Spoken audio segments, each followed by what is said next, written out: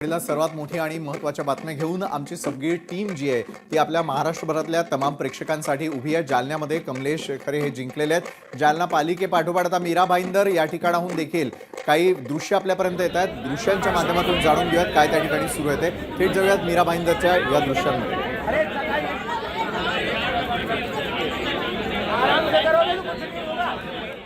मीरा भाईंदर मतमोजणी केंद्राबाहेर कार्यकर्त्यांनी अक्षरशः गोंधळ केल्याचं चित्र आपण पाहिलेलं होतं। अगदी काही क्षणांपूर्वी ही जी दृश्य आहेत या ठिकाणी देखील संताप अनावर झालेला आहे कार्यकर्त्यांना आणि मतमोजणी रोखण्यासाठी त्यांचा असलेला उद्रेक आणि त्यांना शांत करणारे पोलीस अशा प्रकारचं चित्र हे आपण मीरा भाईंदर महापालिका परिसरामध्ये असलेल्या या संतप्त कार्यकर्त्यांच्या माध्यमातून यावेळेला पाहतोय। अगदी पण बहुतांश ठिकाणी आपण जर पाहिलं तर मुंबई असू दे, पुणे असू दे, नागपूर असू दे, जळगाव असू दे, पिंपरी चिंचवड असेच काहीसे प्रकार पनवेल महापालिका निवडणुकीत भाजपची विजयाकडे वाटचाल सुरू आहे। प्रभाग क्रमांक 7 मध्ये भाजपचे एकूण 4 उमेदवार त्या ठिकाणी विजयी झालेले आहेत। भाजपचे अमर पाटील, प्रमिला पाटील हे विजयी झालेले आहेत। त्यामुळे पनवेलमध्ये भाजपची सुरू असलेली आगेकूच आणि पनवेल महापालिकेत निवडणुकीत भाजपची विजयाकडे सुरू असलेली वाटचाल पुन्हा एकदा त्याच्यावरती शिक्कामोर्तब होत आहे। प्रभाग क्रमांक 7 मध्ये भाजपचे एकूण 4 उमेदवार या वेळेला विजयी झालेले आहेत।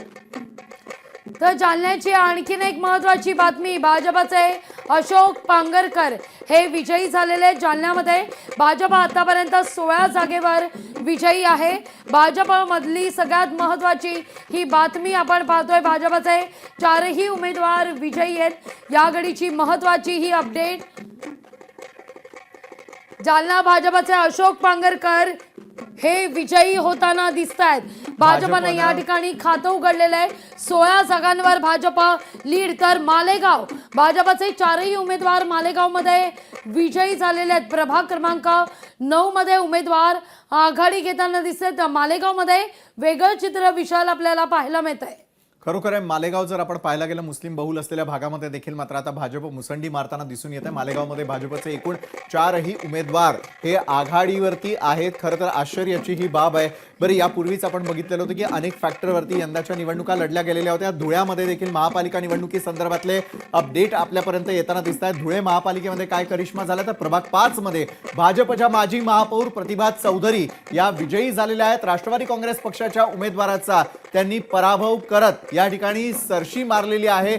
आणि त्याचबरोबर धुळे महापालिकेमधल्या निवडणुकांमध्ये सुरू असलेली चुरसी मोठी आहे आणि मोठी बातमी, मुंबईत महायुतीचं शतक। या घडीची सगळ्यात महत्त्वाची बातमी, केवळ 4 जागा पाहिजेत महायुतीला ती मॅजिक फिगर गाठण्याकरता, कारण 104 जागा जो मिळवेल त्या पक्षाचा महापौर बसेल। 80 आणि 20 100 जागा, केवळ 4 जागांपासून महायुती दूर।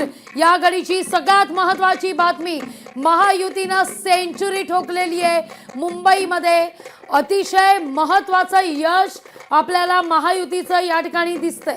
बरोबर आहे, मुंबईमध्ये महायुतीने यश मिळवलेलं असलं तरी देखील आता धाकधूक जी आहे ती मात्र आता थेटपणे ठाकरे बंधूंच्या मनामध्ये असणार आहे। वॉर्ड क्रमांक 32 मधलं चित्र आपण यावेळेला पाहतोय। गीता भंडारी विजयी झालेल्या आहेत। मनाली भंडारी शिवसेनेच्या त्या ठिकाणी पराभूत झालेल्या आहे। शिवसेनेला पराभूत करणारी समोरासमोर असलेली उमेदवार म्हणजेच उद्धव बाळासाहेब ठाकरेंच्या शिवसेनेनं वॉर्ड क्रमांक 135 मध्ये नवनाथ बन भाजपचे विजयी झालेले आहेत। शिवसेना उद्धव बाळासाहेब ठाकरेंची त्यांच्या समीक्षा या मात्र पराभूत झाल्या आहेत। वॉर्ड क्रमांक 2 मध्ये तेजस्वी घोसाळकर यांनी आधीच विजय प्राप्त केलेला आहे। भाजपनं धनश्री कोळगे शिवसेनेच्या उद्धव बाळासाहेब ठाकरेंच्या पराभूत झालेल्या आहेत। त्यानंतर 73 वॉर्ड क्रमांकामध्ये देखील दीप्ती वायकर भाजपच्या विजयी झालेल्या आहेत। उद्धव बाळासाहेब ठाकरेंच्या शिवसेनेच्या लोना रावत मात्र या ठिकाणी पराभूत झालेल्या आहेत।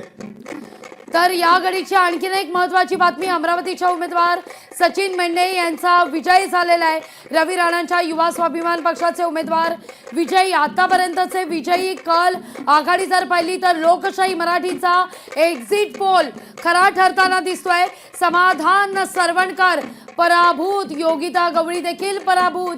मुंबईतून बड्या बड्या दिग्गजांना धक्का मिळताना दिसतोय। समाधान सरवणकर, सगळी ताकद पणाला लावलेली होती सरवणकरांनी, पण या ठिकाणी समाधान सरवणकर हे त्यांचं नशीब साथ देताना काही दिसत नाहीये। समाधान सरवणकरांचा पराभव झालेला आहे। तर मुंबईमध्ये योगिता गवळी देखील पराभूत झाल्याचं पाहायला मिळतंय। खरोखर आहे, मुंबईसाठी हे धक्कादायक निकाल आहे. कारण समाधान सरवणकर म्हणजे सरवणकर कुटुंबच मुळामध्ये राजकीय क्षेत्रामध्ये सर्वात महत्त्वाचं असं कुटुंब समजलं जातं. मात्र समाधान सरवणकर यांचा पराभव, त्याच पाठोपाठ योगिता गवळी या देखील मुंबईमध्ये पराभूत होणं अपेक्षित नसताना मात्र त्या ठिकाणी सोलापूर महापालिका निवडणुकीसंदर्भातली सगळ्यात मोठी अपडेट आपण यावेळेला पाहणार आहोत. सोलापूर महापालिकेच्या प्रभाग क्रमांक 23 मध्ये भाजपचे सर्व उमेदवार विजयी झालेले आहेत. त्यामुळे प्रभाग क्रमांक 23 हा भाजपचे सत्यजित वाघमोडे, आरती वागसे विजयी झालेले आहेत आणि सर्वच त्यांचे त्या ठिकाणी असलेले जे महत्वपूर्ण उमेदवार होते ते सगळेच त्या ठिकाणी निवडून आलेले आहेत. योगिता गवळी मात्र पराभूत झालेल्या आहेत. सरवणकरही पराभूत झालेले आहेत.